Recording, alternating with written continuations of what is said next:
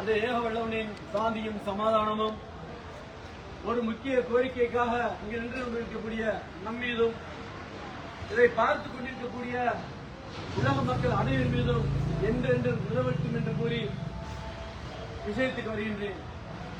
அன்புக்கினியவர்களே,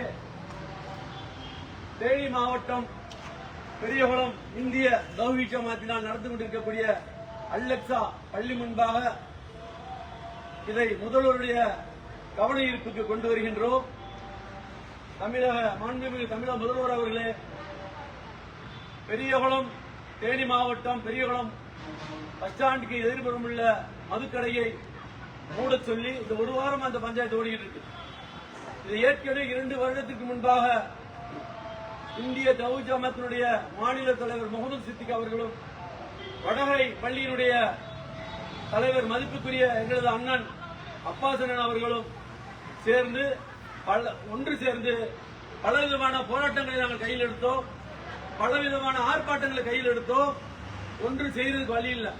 இது கேட்டா எங்களுடைய பெரியசாமி அமைச்சர் மாமா அவர்களுடைய சொந்தக்காரங்க வந்து நடத்துறாங்க, இது ஒன்றும் செய்ய முடியாதுங்கிற மாதிரி போய்கிட்டு இருந்துச்சு.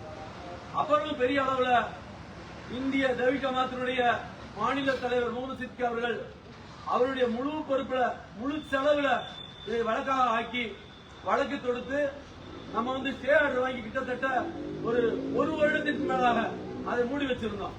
மீண்டும் இவங்க என்ன பண்ணாங்க, அங்க போய் பொய்யான விஷயங்கள் நீதிமன்றத்துக்கு சப்மிட் பண்ணி அந்த தடையை உடைத்து கடை வந்துட்டாங்க. அப்ப முறையாத கடை வந்திருக்காங்க. அதனால அதுக்கடுத்து நாங்க எதுவும் பிரச்சனை பண்ணல. ஆனா இப்ப என்ன பிரச்சனை அப்படின்னு கேட்டீங்கன்னா, மீண்டும் நாங்கள் வடக்கு திறந்தோம். முதல்ல கடையை மாற்ற சொன்னோம். ஆனா இப்ப வந்து கடையோட லைசன்ஸ் ரத்து செய்ய அப்படின்னு வழக்கு திறந்திருக்கோம்.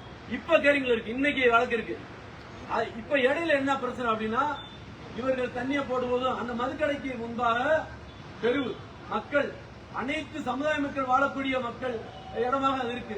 அங்க கோயில் இருக்கு, சர்ச்சு இருக்கு, பக்கத்துல பள்ளிக்கூடம் இருக்கு. இவ்வளவு புரோடான இடத்துல இது நடந்துகிட்டு இருக்கு. இப்ப இந்த ஒரு வாரத்துக்கு முன்பாக போதைப்பட்டு உள்ள போய் பெண்களுக்கு பதில பெரிய அளவு பிரச்சனை அங்க நடந்துருச்சு. அதனால தமிழக முதல்வர் அவர்களே, இதுல கூடுதலான உரிமை எங்களுக்கு இருக்கு. ஏன் அப்படின்னா, நாங்கள் பிரச்சாரம் செய்தவர்கள், உங்களுக்காக நீங்கள் பதவி ஏற வேண்டும் என்று நாங்கள் பயணித்தவர்கள், நாங்கள் பிரச்சாரம் செய்தவர்கள், மீண்டும் பிரச்சாரம் இன்ஷா அல்லாஹ் நாங்கள் செய்யக்கூடியவர்கள் என்ற உரிமையில் கேட்கிறோம். ஏனென்றால் இந்த வழக்கே இந்த இந்திய தௌஹீத் ஜமாத்தினுடைய மாவட்ட செயலாளர் முபாரக் அலி அவர் மீது தான் நாங்கள் போட்டிருக்கோம். வழக்கு அவர் பேர் நடக்குது. முழு செலவு நாங்கள் எடுத்திருக்கோம். உங்களுக்கு நிறைய பிரச்சாரம் பண்ணியிருக்கோம். முதல்வர் அவர்களே, கனிவான எண்ணம் கொண்டு கருணை அடிப்படையில் இதை வேகமா மாத்திருங்க. ஏன்னா தமிழ்நாடு முழுவதும் இந்த பதிவு போட்டுருக்காங்க. நீங்கள் சொல்றீங்க வரக்கூடிய தேர்தலில் 200 இலக்கு என்று, நாங்கள் சொல்கிறோம் இல்லை 222 இலக்கு என்று நாங்கள் வேலை செய்ய தயாரிக்கின்றோம். உங்கள் மீது நம்பிக்கை வைத்திருக்கின்றோம், உங்களை நம்புகின்றோம். நம்பக்கூடிய சமுதாயம் இது. இந்த பதிவை நீங்கள் பார்த்தீர்கள் என்றால் கண்டிப்பா உங்களுக்கு ஒரு விஷயம் இல்ல அப்படின்னா நீங்க இந்த இடத்தை மாத்திடலாம். அதை செய்து கொடுப்பீர்கள் என்று நம்புகிறோம், நம்புகிறோம், நம்புகிறோம். மீண்டும் உங்களுக்காக உழைக்க நாங்கள் தயாராக இருக்கிறோம் சொல்லி இந்த கூட்டத்தை முடித்துக் கொள்கின்றேன். நன்றி, நன்றி, நன்றி.